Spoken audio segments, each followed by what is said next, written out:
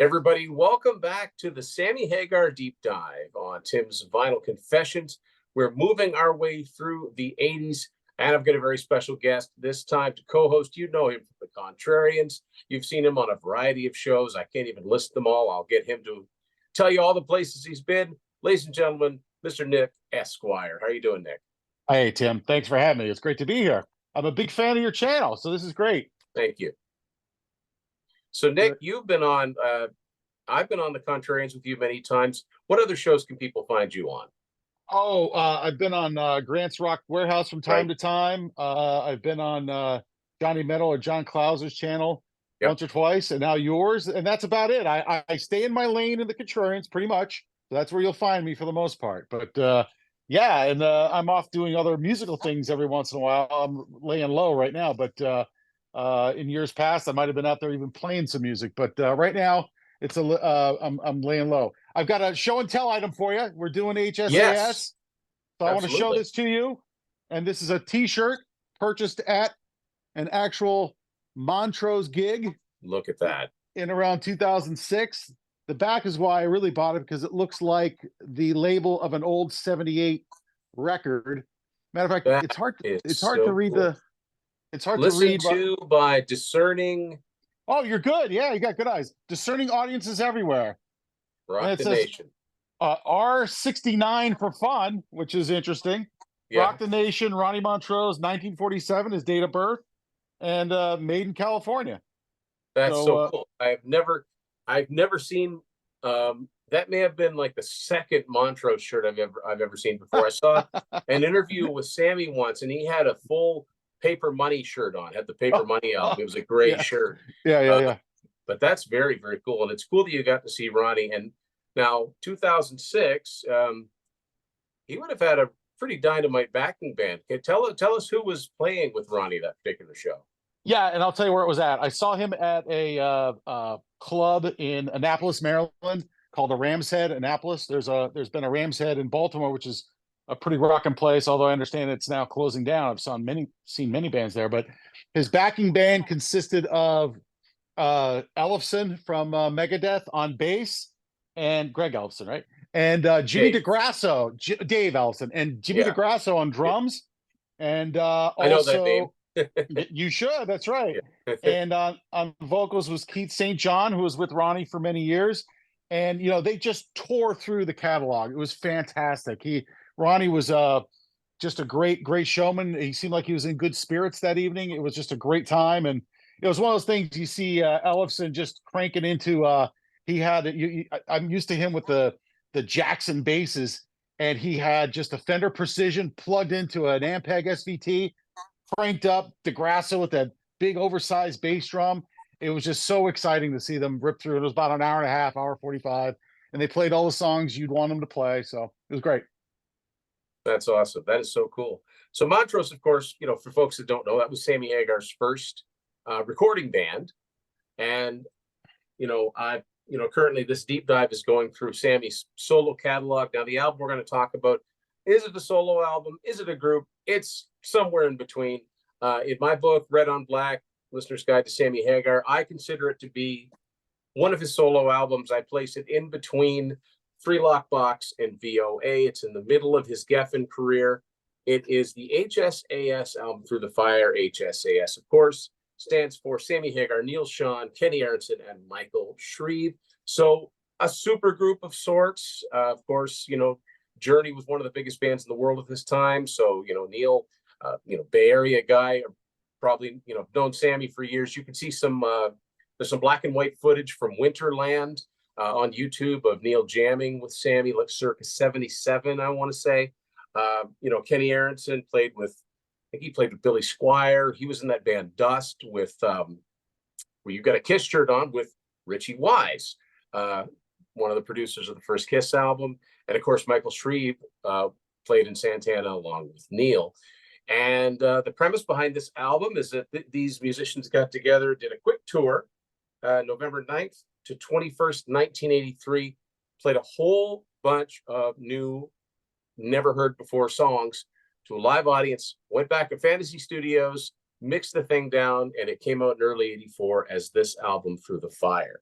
And it's an interesting album for a lot of reasons, not least of which is the fact that in the middle of Sammy Hagar's ascent on Geffen Records, because he was coming off of Standing Hampton and Three Lock Box. His first two Geffen albums both went gold. Standing Hampton eventually went platinum. So he's on a roll. So he breaks away from that to do this side project. I mean, that's what it is. It's a side project. And this album took me a long time to find, Nick, when I really was trying to find all of Sammy's stuff. What are your memories of this album from when it came out, that time period? When it came out, I was about 14 years old, and I was learning a lot about hard rock and heavy metal. And I was sort of, everything was new and fresh. You know, there was Quiet Riot was out there. Kiss was going in a heavier direction. And there was a lot of just AOR type hard rock.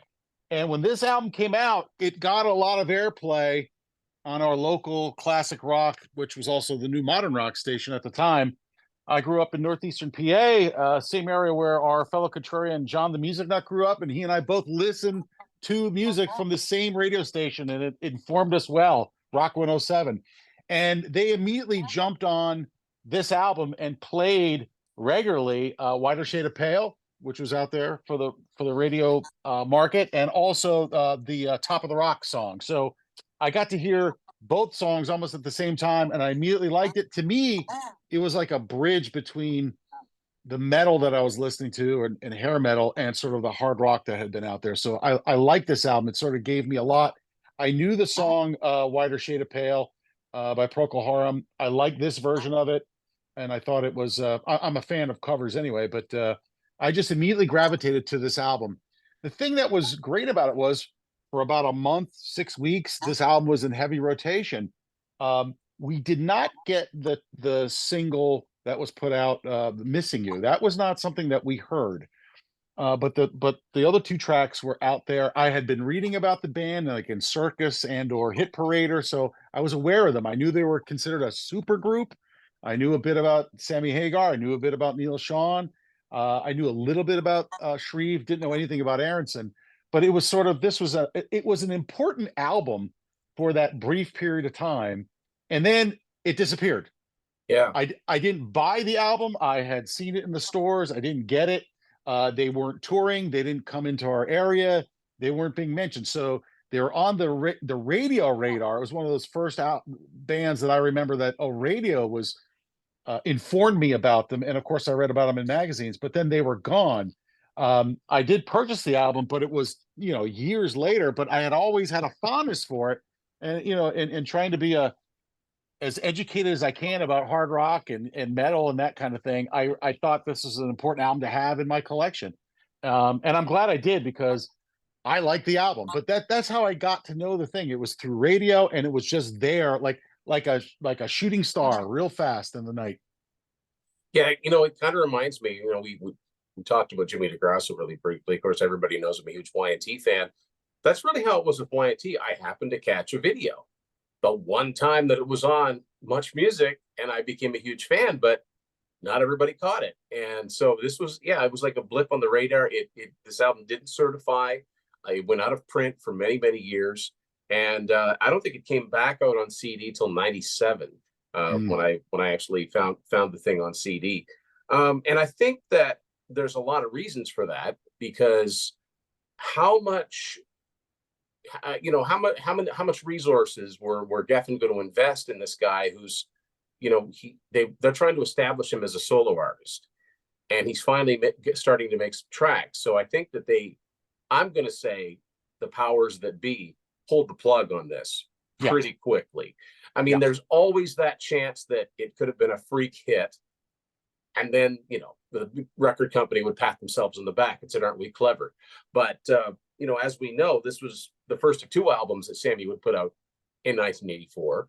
But I think another reason is that you've got Neal Schon from Journey on Columbia, one of the biggest bands in the world. And I don't really think that Columbia nor Herbie Herbert wanted their superstar guitar player moonlighting with Sammy Hagar for too long.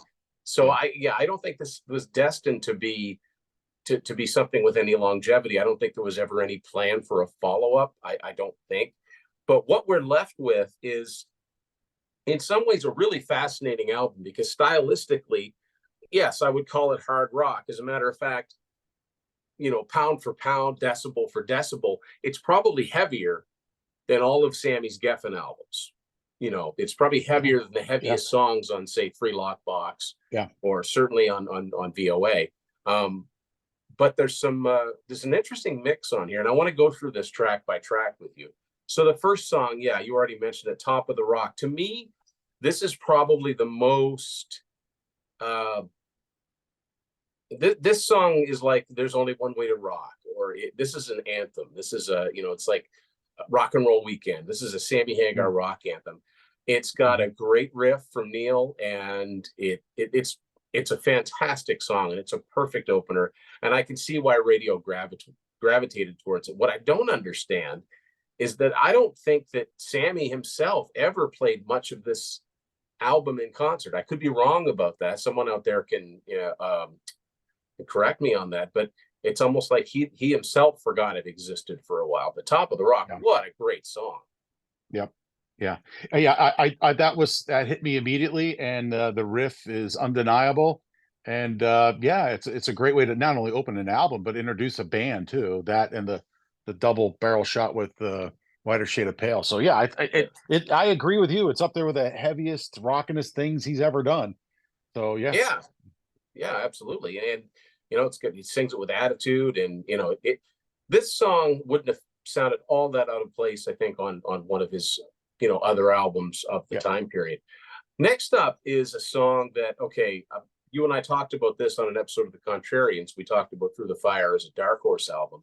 Now, Sammy has said in his autobiography, which he put out in 2011, called Red, he said that he'd had I Can't Drive 55 written at this point, but he said he was hanging on to it. He said that, I wasn't being cagey. He said it was just a song for me, and it wouldn't have fit on this album at all. And also it would have gone to waste. Right. But my case in point is, I really think he should have said to Neal, look, this song, Missing You, it's going to go to waste on here. Let me save that for my next album. Yeah. Because to my mind and what radio was playing at the time, that sounds like a hit to me. Oh, that sounds like it could have been a big hit, not just on the rock charts, but on the pop charts as well. It's accessible. It's a fantastic melodic rock song. Yeah, I think he should have saved that for one of his albums proper. Yeah, unless they were going to make it a push on this album. But you're right. I mean, and as this album was forgotten about, so was that song. But this song was I agree with you. It was a hit. I described it on the Contrarians episode as maybe a Bon Jovi song, but I don't know. It's definitely an AOR rooted song. It's got all the hooks. It's got all the melody. It's everything that was. It's fantastic pop melody with a hard rock. And it stands up. It stands up now too. That's the thing that's also interesting. It doesn't sound dated at all. No, and it sounds like something that should be an FM radio staple to me. Right. Like, why haven't I heard this? Why am I not sick of this song? I remember the first time I got to hear this album, I found this cassette in 1993 in a pawn shop, and I was so excited because I'd been looking for it. Right, I knew it existed. I didn't really know what it looked like. I was in scan mode, right? And I came across this funny looking logo on the side here, and I'm like, oh, is that? So I picked it up, and anyway, I put it on, and then I heard Missing You, and I went, where's this song been? And you're a radio guy. You're a radio guy. So this to me, like I would, the suits at Geffen should have said, we're gonna pull that song, Sammy. You're gonna put that on your next record, and it's gonna be the lead single. Or at least the second single, Right. Like, to me, that's a missed opportunity. And also, I guess my next question would be, did you see in its time the concert that ran on MTV? I did not, and that's something that I'm glad you brought up, because MTV hadn't hit my house yet. We were a later adapter of it, maybe like a year later, but there was buzz about that video. It was it was, so they released this concert. It's on MTV. It's not only the songs that are on the album, but additional songs as Yeah, I well. believe it's 15 songs altogether they did. All 15. original. That's right. So that was out there in the ether. I remember reading about it, but I have never seen that even to this day. I haven't seen it. One of the things that is informed me about this album, and I've even gone back to it in preparation for today, there's an Ultimate Classic Rock interview with three of the guys from the band, Shrieve, Schon, and Aaronson. And Aaronson is pretty interesting because he has some bitter feelings about this whole project. But he said he thought that they should have toured this heavily. And he was led to believe they were going to tour this heavily, but they did not. And he said, well, somewhat derisively, well, they just thought that they could record this concert and push the video out, and they could sit on their rear ends, i.e., the band, and the video would sell this album, and that, of course, did not happen. So he was of the mind that they should have grounded out there and toured the U.S. and elsewhere. But it didn't happen. And he said that part of the, I guess, the marketing was release this video, MTV will keep playing it to death, and it will then result in chart success and album success, et cetera, et cetera. It didn't happen. So no, the album was a flop. Right. It didn't get it did not certify gold, which is surprising given the pedigree, right? Right. It's tough though too, and not to cut you out. Whenever they mention the name supergroup, that's always a high bar. You know what I mean? Whenever you hear supergroup, it's always. Yeah, you're right. For every Asia that makes it, there's a bunch of them that just don't. That's right. And we see it now. People are slapped together. They don't even really use the term nowadays. But the supergroup thing is a tough thing to live up to. So but I thought they were great. They were certainly, I think, up to the task. I think had they continued on and worked it harder, I think there was some mileage left, not only in this album, but maybe other things down the road. But as you've alluded to, it seems like Sammy then was forced to move on to other things. Schon was forced to move on to other things, leaving those other two guys. I don't think it was destined to be, and yeah, I think I read that interview too, but realistically, Sammy signed to Geffen as a solo artist. They're expected, have an album out every year or two, and it was time. And they wanted to strike while the iron was hot. Also, I think something that would have hurt this album's chances. It's an awkward band name. HSAS, Hagar, Schon, Aaronson, Shrieve. No matter how I say this in my book, no matter how you look at it, there's nothing catchy about it. Now, the logo's cool. Yeah. But what does it say? HSAS. Like there's no cool way to abbreviate that.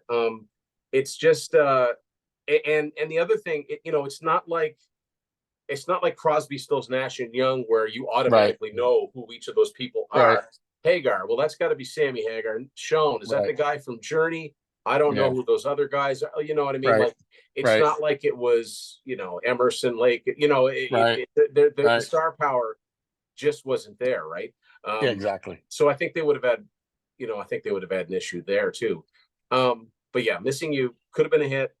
It didn't happen. But yeah, what I think is interesting and kind of fascinating about the fact that that MTV was on the air, and I can relate to this up here in Canada because our video channel Much Music went on the air in 1984, and I didn't get it in my hometown until early 1986.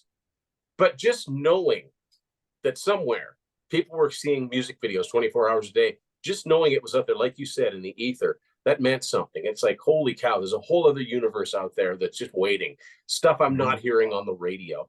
And with MTV, MTV went on the air in 1981. That doesn't mean the entire country had, if I'm getting this correctly, I've read this, like one of the jokes is that MTV was aired, out of New York City or some. Yeah, I think so. Yeah. But yet people in New York City couldn't even get it for the first 2 years it was on the air. So it was such early days in satellite and cable and all of that stuff, right? But I think they did a total of 15 songs. I made note of the extra songs in my book. One of them, as far as I know, only one of them was ever reworked. It was a song that was called Through the Eyes of Love. It was reworked into a song called The Love, which ended up on Sammy's Red Voodoo album from '99. Okay. Other than that, those other songs are just sitting there. It would be great if Rock Candy or Universal, would do really nice CD Blu-ray package. Would there be any market for it? I don't know. I think they'd have to brand it as a Sammy Hagar album. You know, Right. keep the cover the way it is, but just kind of put Sammy Hagar in a banner across it or something, featuring Neal Schon of Journey. Like, Right. but it would be nice to have a really cleaned up version of the whole thing. Yeah. So that's the first 2 tracks, and I think we're off to a great start. Now, here's where the album starts to get very experimental. Now, I consider the next 3 songs a bit of a suite. So perfect. Yes, yeah. you're So exactly we've right. got Animation, which goes into Valley of the Kings, which goes into Giza. Animation, I think, is probably the most progressive piece of music Sammy Hagar's ever been involved with. He's not a prog guy, but it's got that stuttering, like it wouldn't be the easiest thing to learn, you know, throw these guys together. Hey, let's do some songs and let's do something that's got a little bit of a complicated beat. Oh, and let's play all these live for people untested. That's exactly right. First of all, in describing the next 3 as a suite, they flow together for me seamlessly. It's a good listen, and Animation is a good song. It's from left field. It's not something you would expect even from Neal Schon, in my opinion. Yeah. So it's a cool listen, and as a musician, or you know anything about music, you would say like, oh, that's not the easiest thing to play. So it's a great track. I know that Sammy has slagged or said some things about the rhythm section in that band, Aaronson and Shrieve, but that song shows you how good Michael Shrieve is, especially, but also Aaronson too. So it's a good song that shows the musicianship of that band, and I like it. I like the song. I think that you know, it surprises me that Sammy did something like that. With Neal, not so much, but you got to be aware of the early Journey stuff, the first 3 albums before Steve Perry, because those chords, when it goes like those are not. I'm not using the right terminology, but as a guitar player, they're not usual guitar voicings. I can tell by hearing them. They're really weird chords, and they're played in odd time, and they remind me of a heavier version of some of the stuff that would appear on those early Journey albums. So I know, you know, he obviously had those chops, and obviously Michael Shrieve playing in Santana, there'd be lots of, not progressive, but you know, you'd have to be on top of everything. I have to wonder too, you know, sometimes if you're throwing together something like this, were Kenny Aaronson and Michael Shrieve their first choices for a rhythm section, or were they the guys that were available? Because were the people that they initially wanted, were they on the road? Were they in the studio? Were they, you know, contractually bound to do something else? I'm not saying certainly not saying that they're poor musicians, but I'm just wondering if that would, you know, if you'd have said to Sammy, like, okay, you've been wanting to do an album with Neal. Neal's like, yeah, I want an album where I could just rip on guitar and finally let loose. Who are we going to get for a rhythm section? I wonder if it wouldn't have surprised me if Michael Shrieve was Neal Schon going, hey, let's get Shrieve here. But I wonder if there was another bass player in mind. Well, and I think it's out there. We may have talked about this on the Contrarians. This was originally Denny Carmassi, who's a heavy hitter and a phenomenal drummer. Well, yeah, and someone that Sammy would have been aware with, but maybe he had just joined Heart. I think that's what happened. What my understanding was from reading things out there, the paucity that's out there is that he was part of this project with Tom Peterson of all people. That's right. Yes. From Cheap Trick. Cheap Trick, yeah. And then it was not in Cheap Trick at the time. Correct. And then he, I guess, lost interest and then was not available. And then Carmassi, in between them getting this thing together, joined Heart. And my understanding is from reading in interviews that Shrieve had a personal relationship with Neal. They were just friends. And Neal called him up on the phone and said, hey, we got this thing. We're trying to put it together. And that's how they sort of made that connection, because they were just friends outside of, and of course they played together too at Santana. And Aaronson just was one of those, he's in New York. Both of Shrieve at that point was in New York, and Aaronson was in New York too. So I don't know how Aaronson's name got into the mix, other than I guess he claims he knew Neal from just bumping into him on the road, and maybe Sammy a bit, just because he was touring. He was one of those road dogs with Rick Derringer and his band for years. So that's where he was really out there playing a lot. So I agree with you. Probably not the first choice, maybe especially with Aaronson. I liked the choice though. I thought they did well. I like Shreve's drumming. I thought he added some things. You know, you can criticize the drumming, maybe not as the heaviest thing, but at the same time, and I don't like to focus it's not the focus of when I listen to music, but production wise, maybe they could have brought some of those drums alive or brought them forward or whatever. It could have been a little bit harder. But when you really listen to the drums on the album, he's doing a lot there. And the other thing is, and I think we talked about this before though, but they were thrown together. This came together kind of fast. These four guys. We're not talking about months. This was like weeks. Yeah. And I think there's only so much you can do in a matter of weeks to kind of get this down and get it right. And if you think about that in those terms, it was pretty successful. You know what I mean? As opposed to, well, we recorded then a live album after we toured it for 6 months. That's going to sound a lot different than them learning it and then getting out there and playing it for a bunch of gigs in 3 weeks, you know? Yeah, it's like, it's weird. It's like, it's kind of a live album, but it's not, because they admittedly, they doctored it up heavily. You can only hear the crowd really in a few places. So let me introduce this issue here. I'm going to introduce I'm going to like a pyromaniac. I'm going to throw something in the room and run. And I got this from that Ultimate Classic Rock interview with Aaronson. Aaronson contends that this album is not live, but for the last song played before an audience, where you hear the audience, and there's a certain energy in My Hometown, and we didn't get there yet, that is just, you just know it's live. He contends that this album came from sound checks, that the live recordings were not up to scratch for whatever reason, whether it's technical or playing or production issues, and that they were recording at sound checks just as a safety valve. And this album largely comes from sound checks, as opposed to the standard narrative, which is, oh, well, this was live, but we cut out the audience noise, if you will. It doesn't make for as interesting a soundbite. No, not at all. Not at all. But that makes a lot more sense. It makes a lot when you think of it in those terms. It's like, okay, well, why would you eliminate the crowd, especially when you get it? Well, at the end, you get this little taste, and you can hear the crowd reacting. And frankly, you can hear Sammy's.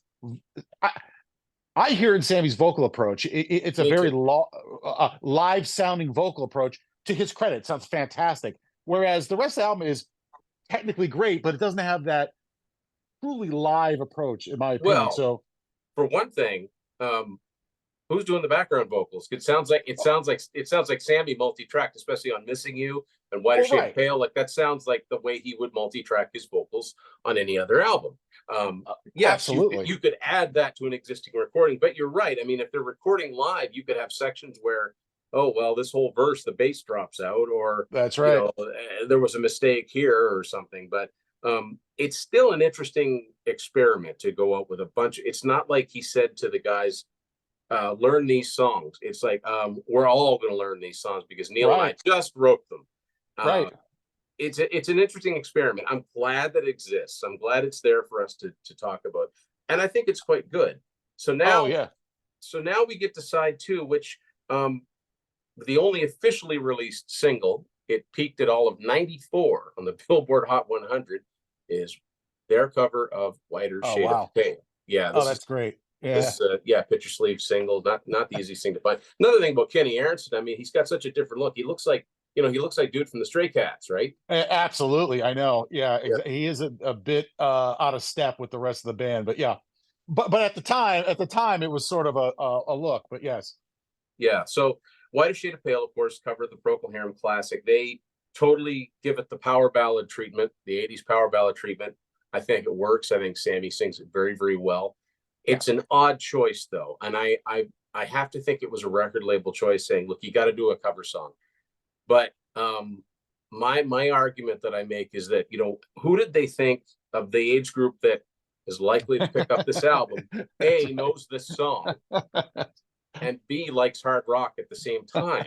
You know what I mean? Like, most people probably thought, it's not like when Van Halen did "Pretty Woman." Most people, kids would have heard "Pretty Woman" on the oldies on the AM, right? "Whiter Shade of Pale" just didn't have that. I hear it a lot now. I don't remember hearing it when I was a kid. I know it was a big song, but I think it's a good version of it. But I think a lot of people probably thought, oh, this must be just a brand new song. You're right about that. I think you kind of, it's like Tim Derling, Nick Squire, John the Music Nut, like the people in the Contrarians would appreciate that as a cover song to do. But you're right, as far as mass appeal goes, it is a bit of a unique choice. doing that Procol Harum song. So I did grow up with that song. I it was in the ether. I knew that song pretty well. I like this one because you substitute that organ, that Yeah, beautiful B3 organ, for the guitar work, and I always enjoyed Sammy's vocal on it too. Even though the original is really a classic delivery, but it's very good. So, and for the Procol Harum people of interest, Robin Trower, one of my favorite artists, was in Procol Harum, but does not play on that original track. He joined the band later after it was recorded. So even right. Robin is not on that track. But no, I enjoy that. But you're right, as far as as far as a radio hit, or as far as a song to introduce the band, it is a bit of an odd choice. I agree. Make that your focus track and Not Missing You, like, man. Yeah, you're right. Um, like, and it's not bad. I like how Neil interprets the melody line, the organ line. I like the little pull-offs he throws. It very Yeah, Brian yeah, May yeah. to me when he does. Yes, yeah, yeah. And Sammy plays it straight. He doesn't go overboard with the vocals. He just sings it the way it's supposed to be sung. It's very faithful, I think. It's Yes. just different instrumentation, and again, but an odd choice. So, and then okay, so far we've had Top of the Rock, heavy rock anthem, heavy hard rock. Missing You is more of a poppy hard rock song. We get the suite of songs that are almost progressive, and it's got the Eastern modality and the whole Kashmir thing. Yep. A Procol Harum cover now, Hot and Dirty. So there's more schizophrenia going on here. This song reminds me of something that Sammy would do on his own. It's typical Sammy kind of lyric. I really like it because musically, and maybe it's because of the title, it reminds me of Dirty Girl by Y&T. It's got that Oh, okay. same sort of rhythm to it, but it also reminds me of something like Black and Blue by Van Halen from Oyo 812. Like, to me, Okay. this is the first song in this album that sounds like it's in the Van Halen ballpark to me. Okay. Yeah. Here's my opinion on it. It strikes me as a song performed by guys that are trying to pick up a heavy metal vibe that don't really play heavy metal. That's Right. the vibe. It reminds me of a song that we would see maybe on an 80s soundtrack in a movie, where there's a soundtrack song where they're playing it over some montage, where this is our metal song played by people who don't really know metal. So there's things in that song I like. There's some bass lines in it that I like that are pretty cool. Lyrically, it's not the best in the world, but for me, up until right through Whiter Shade of Pale, I just think they're flying high. This to me is a little bit of a dip, even though they're This trying to be is, heavy. this is a regular song, basically. Yeah, Everything else has been very different and very, yeah, above yeah. par. I think it's a good rock song, but nothing more. But yeah, I like that. You're absolutely right about the movie soundtrack thing. And listen, who has done that a few times but Sammy? Okay, People sure. forget he did the title song from Fast Times at Ridgemont High. That's right. Yeah, that's right. He's got The Girl Gets Around, but from Yeah, Footloose, Winner Takes It All, Over the Top. yeah, He was like a junior, he was like a harder rocking Kenny Loggins, right, at one point. yeah. And I'm a sucker for all those types of songs, but you're right. This song sounds like you throw a bunch of guys together that don't play this type of music, and they're like, you got to sound tough. And, Right. it's like getting, it's like getting David Pack from Ambrosia. You need to do something hard rocking. Oh, okay. You mean like this? It's like, yeah, that'll do. You know what I mean? Right. It's like Right. saying Danger Zone's a heavy song for Kenny Loggins. Right. Right. Right. Yeah. There you go. There you go. Next up is an interesting song. I think we're back into some ambition as far as the music goes. He Will Understand. I hear Neil all over this. I Hmm. hear some of those unique chord voicings. It's very Hmm. melodic. It reminds me of something that he would have done on the Frontiers album, which was the previous Journey album, and my Yeah. personal favorite. So I do like this one. It goes through some changes. And again, that word ambitious comes back to mind. What are your thoughts Yep. on this one? Um, I heard your comments on the Grant show that addressed this album, and it made me listen to the song a little differently. I love the chorus in this song, and I love the build. I and my criticism of the song is I love that chorus so much, but it takes almost 3 minutes to get there. And I know they have this like slow thing, and then there's a second verse, a slow thing, then there's a pre-chorus and gets there. I definitely hear the Journey-esque influence of it. I like it. I think I like it better now because I was listening to it a lot today, and I have this chorus going through my head. He will understand. I think it's great. I think this is a song, maybe one of the criticisms of the album, because it came together quickly and it was self-produced or produced in-house. Some of the songs may have needed to be polished a bit if you're going to criticize it, and it's a bit of a nitpick, but this might have been one of them, because I would have loved to hear that chorus like within a minute of You know the what? I rest of the think you're song. like somebody like a Kevin Elson or a Mike Stone or Keith Olsen would have said, "That's a great chorus. Move Get it, to it. Get to it get sooner. to it. Yeah, Do it exactly. just as many times, but get to the Yeah, chorus sooner." You know, yeah. it's See, like, once it takes off, it's great. It's yeah, fantastic. but you're right. You're right. It is a long build. I mean, that would never fly on the radio because it'd be like, well, I'm bored, on to the next thing. But There you that go. chorus, though, that'll grab you. Um, Yeah, yeah, that's a good point. Yeah. Or again, if they'd have made it a single, it would have been heavily edited. yeah, that's right. They would Yeah, have edited it exactly. so it got to the chorus sooner. Right. Next up, the chorus, the finishing song, and you're right. This is definitely the most live sounding thing on here. I also think it's one of the heaviest things on here. My hometown. Oh I just this song, this just kicks when it gets into, yeah. and again, Aaronson shines on this one. It's got Yes, he does. like Yes, it's he does. really really really rocks. He does. That's right. This is a great closer. You hear the crowd, you hear Sammy's vocal performance, and just the way the song is structured in their performance. This, to me, and especially as an ender, this would have been a great bridge if they did something else. I could see that this was like, if we're going down the road and we're going to record more, this band was going to do something. I think this song, they had something here. It was great. It was heavy, but it was melodic. I loved it. I think it's a great closer. So, they end on a high note, which is always a good thing on an album. Yeah. And there's definitely an enthusiasm like in Sammy's vocals. I love the part, at the end, he's like, I'm back, I'm back, I'm back. And because that Right, is home for him if they're playing in the Bay Area. So, right, um, right. and so ends the one and done, the only gathering of these particular four musicians, even though Sammy and Neal would cross paths several times over the years. So, HSAS Through the Fire. Um, Very, very, very good album. Very much worth checking out, picking up. You can find all of the. I don't think there's one continuous clip, but you can find all of those clips from the original MTV airing on YouTube if Okay. you want to set that up as a playlist and watch it and hear Wow. what else they did. And I mean, 6 other songs. That's almost a start on another album. It sure is. So That's it right. makes you wonder, But as we know, things were happening really quickly for Sammy. He's on the verge of doing VOA, and which would be the last thing he did before Van Halen Van came along. Halen. So, That's right. so there you go. So Nick, I want to thank you for sitting in and yeah, I've been talking about this album a lot lately, but I don't mind because it is a fantastic album. What do I'm you going to what do link you to rank this. it? What do you rank it? What's your ranking? I gave it okay on Grant's show the other night, so I bet it hasn't been that long, so I better keep it the same. No. I gave it a strong 8 out of 10. And when we did the Contrarians, I gave it an 8, and I will still keep it to an 8.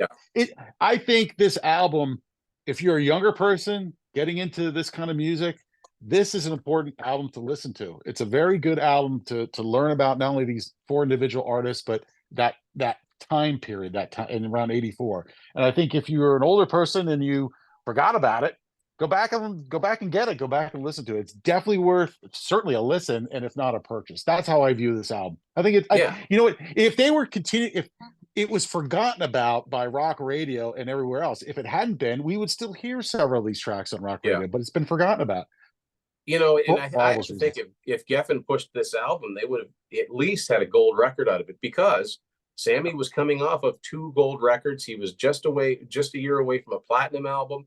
And, even to say nothing of Van Halen. So the audience was there. I just don't think enough people were aware of Yeah, this album's existence because you were fortunate enough to grow up in an area where you had a radio station. You probably had a huge Hagar fan as a program director. So we're gonna plug the hell out of this album. But yeah, obviously that didn't happen.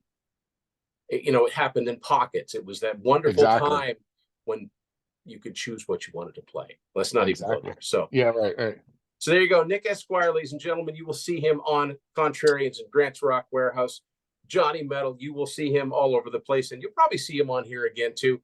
And don't forget, great. I will have a link to my Sammy Hagar book, Red on Black, The Listener's Guide to Sammy Hagar, which I do talk about this album in a lot of depth. So thanks very much, Nick, and thanks everybody for watching. We'll see you again on Tim's Vinyl Confession.